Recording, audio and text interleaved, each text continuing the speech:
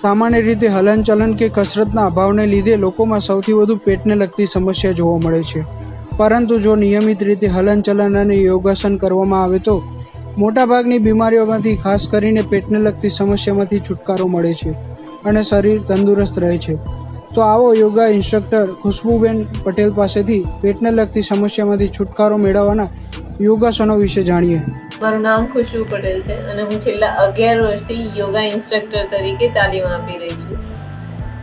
આપણા બધાના જે ખાવાની હેબિટ્સ છે એના લીધે પેટની સમસ્યાઓ એ બહુ યુનિવર્સલ પ્રોબ્લેમ છે અને એ જ પેટની સમસ્યાઓને થોડીક રાહત કરી શકાય એવા 3 જુદા જુદા આસન છે, જે છે ભુજંગાસન, શલભાસન અને ધનુરાસન. પ્રથમ આપણે ભુજંગાસન કરીશું. તો ભુજંગાસન કરવા માટે બિલકુલ ધીમેથી પેટ પર સૂઈ જાઓ.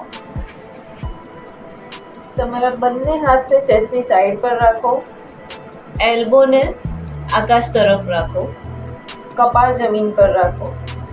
ધીમેથી શ્વાસ ભરતા ભરતા ભરતા ઊભા થાઓ.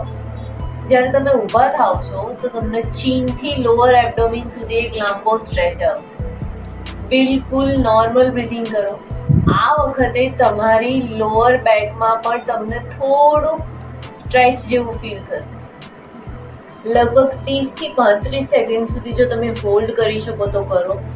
પછી ધીમે ધીમે ધીમે શ્વાસ છોડતા છોડતા છોડતા ફરીથી મૂળ અવસ્થામાં આવો અને મકરાસન કરો. ભુજંગાસન કર્યા પછી બીજું પોસ્ચર છે શલભાસન. શલભાસનમાં બિલકુલ ધીમેથી તમારા હાથની મુઠ્ઠી વાળો. તમારે હાથ આમ અથવા આમ ગમે તે રીતે રાખી શકો છો.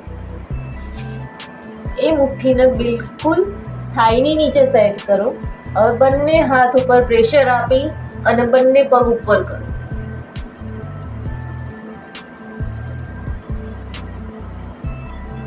ધીમેથી શ્વાસ છોડતા છોડતા છોડતા પગ નીચે મૂકો અને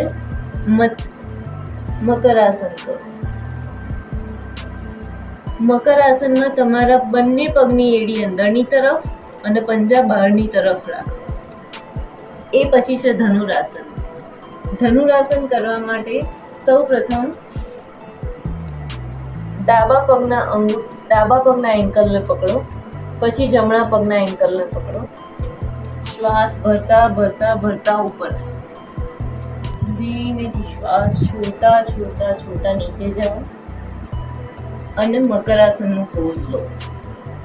ભુજંગાસન, શલભાસન અને ધનુરાસનની વચ્ચે આપણે જે મકરાસન કર્યું એ ખરેખર રિલેક્સેશનનો પોઝ છે.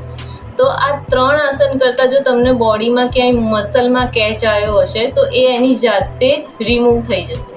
તો ધ્યાન રાખો કે જ્યારે તમે ભુજંગાસન કરો અને એ છોડો પછી શાંતિથી બિલકુલ ધીમેથી મકરાસનના પોઝમાં જાઓ.